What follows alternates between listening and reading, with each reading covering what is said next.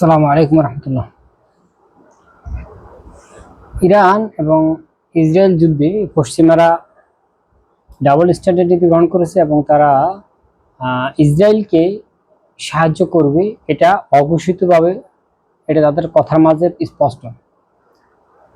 আমরা সাধারণত মুসলিমরা এটা আবেগপ্রবণ, তারা মানে আবেগের প্রবণ বশত অনেক কথাই বলে থাকি। তো আসুন আজকে আমি একটা কথা কি কারণে আমি বলছি যে পশ্চিমারা ডাবল স্ট্যান্ডার্ড নীতি তথা ইসরায়েলের পক্ষ হয়ে মিডের সাথে ইরানের সাথে লড়বে। ইরান যখন আপনার প্যালেস্তাইনে ইসরায়েলে আপনার অপারেশন কমিটমেন্ট যে অপারেশন চালায়, তার জবাবে ইসরায়েল যেটা বলেছে যে তারা এর সময় এবং পরিস্থিতি বুঝে এর জবাব দেবে। কিন্তু ঠিক তখন তার জবাবে আমেরিকা বলছিল কি, আমেরিকা ওয়াশিংটন বলছে যে ইসরায়েলের সাথে জোট হয়ে আমেরিকা ইরানের বিরুদ্ধে লড়বে না, তবে ইসরায়েলের রক্ষার জন্য তারা সর্বোচ্চ সাহায্য করবে। তার মানে কি? অর্থাৎ তারা বলতে চাচ্ছে যে ইসরায়েলের সাথে একত্র হয়ে ইরান ভূমিতে তারা হামলা করবে না, জোট করবে না এবং তারা কোন রকম সেখানে যুদ্ধে অংশগ্রহণ করবে না, সরাসরি যুদ্ধ ময়দানে যাবে না। কিন্তু ইরান কর্তৃক যে সমস্ত মিসাইল অথবা বড় কামান যাই হোক হামলা করা হবে, সেগুলোকে তারা ঠেকিয়ে দিবে তাদের মৃত্যুদের সহকারে। আর এই বলয়তে যারা আছেন আমেরিকান বলয়তে, তারা তো আমরা সবাই জানি, তারা হচ্ছে আমেরিকা যুক্তরাজ্য, ব্রিটেন তথা ব্রিটেন, তারপর ফ্রান্স, অস্ট্রেলিয়া, তারপর আপনার এর সাথে আপনার কানাডা। এই সমস্ত রাষ্ট্রগুলো সবাই মিলে কি করবে, সেটা হচ্ছে ইরানের বিরুদ্ধে সরাসরি যুদ্ধে অংশগ্রহণ না করলেও কিন্তু তারা মাঠে থাকবে কিভাবে, ইসরায়েলকে প্রতিরক্ষার জন্য। অর্থাৎ ইসরায়েলের মানচিত্রে ইরানের সমস্ত হামলাগুলো ঠেকানোর জন্য। যেমনি ভাবে জর্ডানের প্রেসিডেন্ট জর্ডান আকাশসীমা ব্যবহার করে রঙ্গন অপরাধে ইরানি হামলা রোধ করেছে। কিন্তু এটা অবশ্যই জর্ডান ইসরায়েলের পরোক্ষভাবে অংশগ্রহণ করেছে, যুদ্ধের সাথে অংশগ্রহণ করেছে। এবং ইসরায়েল জর্ডানের প্রেসিডেন্ট, জর্ডানের রাজা যে একটা দ্বিমুখী সাপ, এটা আমরা সবাই জানি। জর্ডান যখন সীমান্ত বন্ধ করে রেখেছিল ইসরায়েলিদেরকে, ফিলিস্তিনিদেরকে ইসরায়েল থেকে বের করার জন্য, বের না হতে পারে সেজন্য, এবং জর্ডান কোনোভাবেই আজকের ইসরায়েলিদেরকে রক্ষা করার জন্য কখনোই তারা এগিয়ে আসেনি। তাই জর্ডান হচ্ছে দ্বিমুখী সাপ। মুসলিম বিশ্বের আজকের জেরুজালেমের তথা মসজিদুল আকসা যে নেতৃত্ব জর্ডানের হাতে রয়েছে, জর্ডানের রাজাকে সর্বপ্রথম মুসলিমদেরকে হটিয়ে দিতে হবে।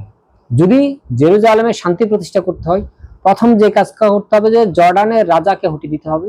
এটা হচ্ছে মুসলমানদের জন্য প্রথম কাজ, নয়তোবা কোনোভাবেই আপনার জেরুজালেমে মুসলিমরা প্রবেশ করতে পারবে না। আর দ্বিতীয় বিষয় হলো যে ইসরায়েলের বিরুদ্ধে এখন ইসরায়েলের বিরুদ্ধে ইরান যখন কোনো অস্ত্র ক্ষেপণাস্ত্র ছুড়বে, তখন জর্ডান সহকারে, যুক্তরাষ্ট্র সহকারে, ফ্রান্স, ইতালি, কানাডা এরা কি করবে, ইরানের সমস্ত ক্ষেপণাস্ত্র হামলা করে রোধ করে দিবে। অন্যদিক দিয়ে কি করবে, এই ইসরায়েল যে সমস্ত অস্ত্রগুলো নিক্ষেপ করবে বা জর্ডান সরকার তারা চোরাগুপ্ত হামলা করবে, যে সমস্ত এগুলো ইরানকে একাই আকাশপথে উঠতে হবে। তো এটা সো ডিফিকাল্ট। আর একটা বিষয় আপনাদের জেনে রাখা ভালো যে যুদ্ধ সাধারণত দুই রকম হয়। যুদ্ধ সাধারণত দুই প্রকার, একটা আক্রমণাত্মক আর ডিফেন্সিভ। অর্থাৎ আপনি আপনার সীমানা থেকে অন্য সীমানা, অন্যের জায়গায় আক্রমণ করে, এটা আক্রমণ। আর একটা ডিফেন্সিভ হলো আমি আপনার হামলা করবো না, সম্পূর্ণ আপনার প্রতিহত করবো। দুইটাই যুদ্ধের সামিল। পশ্চিমারা সমগ্র পৃথিবীকে যা খাওয়াচ্ছে, যে টুপি পরাচ্ছে, আমরা সেই টুপি পরে আসছি, আমাদের সমস্ত হলুদ মিডিয়াগুলো তাই টুপি পরছে, কিন্তু আমাদের জাতিসংঘ তাই টুপি পরছে, এরা এই টুপি পরে থাকবে। তো এ থেকে যেন তারা বলতে না পারে যে পশ্চিমারা সরাসরি যুদ্ধে অংশগ্রহণ করেছে। যদি পশ্চিমার যুদ্ধে অংশগ্রহণ করে, তাহলে পশ্চিমাদের অ্যান্টি তথা আপনার পুতিন অথবা রাশিয়া, চীন এ বলয়টা যুদ্ধে অংশগ্রহণের প্রস্তুতি নেবে এবং যুদ্ধ মুখোমুখি হবে। তাহলে দেখা গেছে তৃতীয় বিশ্বযুদ্ধ বেঁধে যাবে। আর এই থেকে পশ্চিমারা যে কৌশল অবলম্বন করেছে, সেটা তারা সামরিক ব্যাটো অথবা আপনার কি বলে অবরোধ ইত্যাদি দিয়ে এবং আক্রমণাত্মক হামলা না করে ডিফেন্সিভ ভাবে তারা মাঠে থাকবে। তাহলে এরাও যুদ্ধ অবতীর্ণ হলো, কিন্তু এরা ডাবল স্ট্যান্ডার্ড নীতি অবলম্বন করলো। বিশেষ করে আমাদের হলুদ মিডিয়াগুলো এই বিষয়গুলো বুঝেও অনেক সময় মিথ্যা বলে অথবা না বুঝেও মিথ্যা বলতে পারে, এটাই স্বাভাবিক। কিন্তু এখন আমরা দেখতে চাই যে পশ্চিমাদের জোটের সাথে একা ইসরায়েল ফিলিস্তিন একা ইরান কতটুকু টিকতে পারবে। বাস্তবিকতে ইরান কখনোই টিকতে পারবে না, কারণ সে যতই হামলা করবে তা রুখে দেওয়া হবে সমগ্র পশ্চিমার একত্র হয়ে। এ থেকে পরিত্রাণ একটা উপায়, সেটা হচ্ছে যে ইরান পশ্চিমাদের অ্যান্টি বলয় শক্তিকে মিডল ইস্টে এক কাতারে দাঁড় করাতে হবে, হয় ডিফেন্সিভ হোক অথবা আত্মরক্ষামূলক হোক অথবা আক্রমণাত্মক হোক অথবা ডিফেন্সিভ, দুইভাবে যে কোনো একটা ভাবে তার আমেরিকার অপোজিট বলয়কে তার দাঁড় করাতে হবে। এবং এছাড়াও ইরানের চতুর্পাশে যে সমস্ত প্রক্সি বা সামরিক বাহিনী তাদেরকে আক্রমণাত্মক এবং ডিফেন্সিভ দুটোই অংশগ্রহণ করতে হবে। এছাড়াও বিশেষ করে জর্ডানের মতো যারা বেইমানি বা দুমুখী নীতি অবলম্বন করেছে তাদেরকে মাথা কেটে দিয়ে ফেনা তোলার আগে মাথা কেটে দিতে হবে, যদি সমগ্র পৃথিবীতে মুসলিমদের অস্তিত্বকে বা ক্ষমতাকে টিকিয়ে রাখতে হয়।